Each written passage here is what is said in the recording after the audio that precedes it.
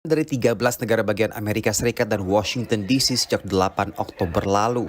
TikTok dituntut karena dianggap berbahaya dan gagal melindungi generasi muda. TikTok juga dianggap secara sengaja mendesain software yang buat ketagihan anak-anak agar terus menonton video selama mungkin. It has promoted excessive and addictive and compulsive use by design of our children through its different features, from autoplay and infinite scroll to its likes to its beauty filter.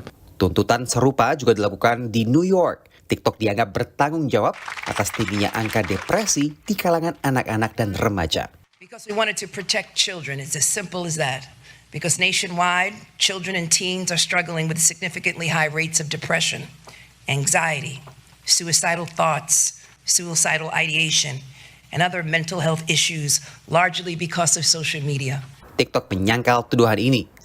Lewat unggahan tertulis, TikTok sebut tuntutan ini tidak akurat dan menyesatkan.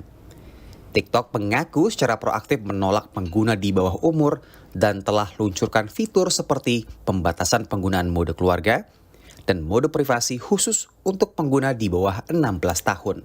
Tuntutan ini berawal dari sebuah investigasi yang dilakukan oleh koalisi bipartisan Partai Demokrat juga Partai Republik sejak bulan Maret tahun 2022 lalu.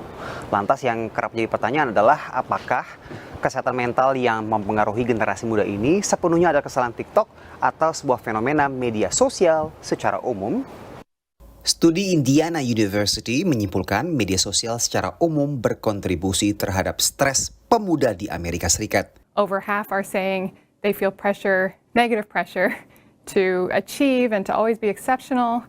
And over half are saying they feel negative pressure to look good or to have a certain appearance. The steps that we're taking to protect teens. Tuntutan ini terjadi di tengah upaya TikTok hadapi ancaman larangan operasional jika tidak menjual platformnya ke perusahaan AS paling lambat Januari mendatang. Bulan Mei 2024, sejumlah kreator konten luncurkan petisi menolak wacana larangan pemerintah AS ini karena dianggap berseberangan dengan amandemen pertama Konstitusi AS yang jamin kebebasan berpendapat.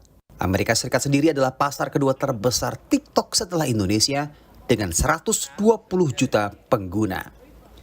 Dari New York, Randy Wicaksana dan tim VOA.